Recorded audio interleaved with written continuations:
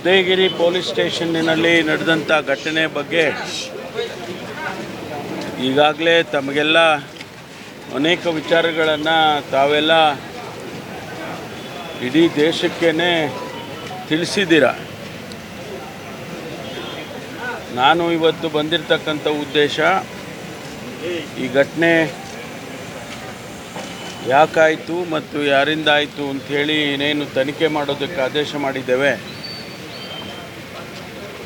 ಹಾಗಾಗಿ ನಾನು ಕೂಡ ಈ ಸ್ಟೇಷನ್ಗೆ ವಿಸಿಟ್ ಮಾಡಿ ಫಸ್ಟ್ ಹ್ಯಾಂಡ್ ಇನ್ಫಾರ್ಮೇಷನ್ ಏನಿದೆ ಅಂತೇಳಿ ತಿಳ್ಕೊಳ್ಳೋದಕ್ಕೆ ಬಂದಿದ್ದೇನೆ. ಅಧಿಕಾರಿಗಳು ನನಗೆ ಎಲ್ಲ ವಿಚಾರಗಳನ್ನು ತಿಳಿಸಿದ್ದಾರೆ. ಮೇಲ್ನೋಟಕ್ಕೆ ಅವರಿಗೇನು ಮಾಹಿತಿ ಇದೆ ಅದೆಲ್ಲವನ್ನು ಕೂಡ ನನಗೆ ಹೇಳಿದ್ದಾರೆ. ಆದರೆ ಈಗಾಗಲೇ ನಾವು ತನಿಖೆಯನ್ನು ಆದೇಶ ಮಾಡಿರೋದ್ರಿಂದ ಅದು ಯಾವುದು ಕೂಡ ನಾನು ತಮಗೆ ವಿಷಯಗಳನ್ನು ಹೇಳೋದಕ್ಕೆ ಸಾಧ್ಯ ಆಗೋದಿಲ್ಲ. ಇದಕ್ಕೇನು ಕ್ರಮ ತಗೋಬೇಕು ಅದನ್ನು ಖಂಡಿತವಾಗಿ ತಗೊಳ್ತೇವೆ. ಯಾರು ಈ ಘಟನೆಗೆ ಸಂಬಂಧ ಇದ್ದಾರೆ ಅವರಿಗೆ ಕಠಿಣವಾದಂಥ ಕ್ರಮವನ್ನು ಕೂಡ ತಗೊಳ್ತೀನಿ. ನಾನು ಈಗಾಗಲೇ ಘಟನೆ ಆದ ದಿವಸನೇ ನಾವು ಆದೇಶ ಮಾಡಿದ್ದೇವೆ.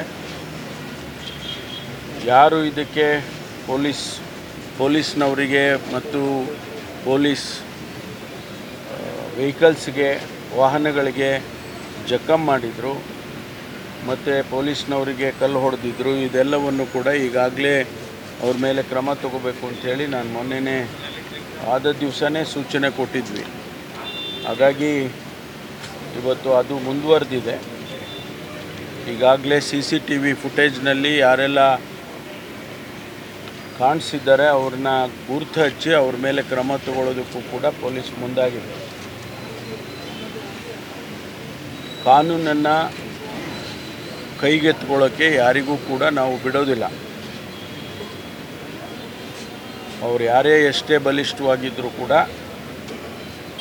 ಈ ದೇಶದ ಈ ನೆಲದ ಕಾನೂನನ್ನು ರಕ್ಷಣೆ ಮಾಡಬೇಕಾದದ್ದು ನಮ್ಮ ಕರ್ತವ್ಯ. ಅದನ್ನು ಯಾವುದೇ ಮುಲಾಜಿಲ್ಲದೆ ಮಾಡ್ತೇವೆ. ಒಬ್ಬ ವ್ಯಕ್ತಿ ಯಾರೋ ತಪ್ಪು ಮಾಡಿದ್ದಾನೆ ಅಂದರೆ ಆ ತಪ್ಪಿಗೆ ಕ್ರಮ ತಗೊಳ್ಳೋದಕ್ಕೆ ಪೊಲೀಸ್ ಇದೆ, ಸರ್ಕಾರ ಇದೆ. ಅದನ್ನು ಹೊರತುಪಡಿಸಿ ಬೇರೆಯವರು ಯಾರೂ ಕೂಡ ಕಾನೂನನ್ನು ಕೈಗೆತ್ತಿಕೊಳ್ಬಾರ್ದು. ಕೈಗೆತ್ತಿಕೊಳ್ಳೋದಕ್ಕೂ ಕೂಡ ನಾವು ಬಿಡೋದಿಲ್ಲ.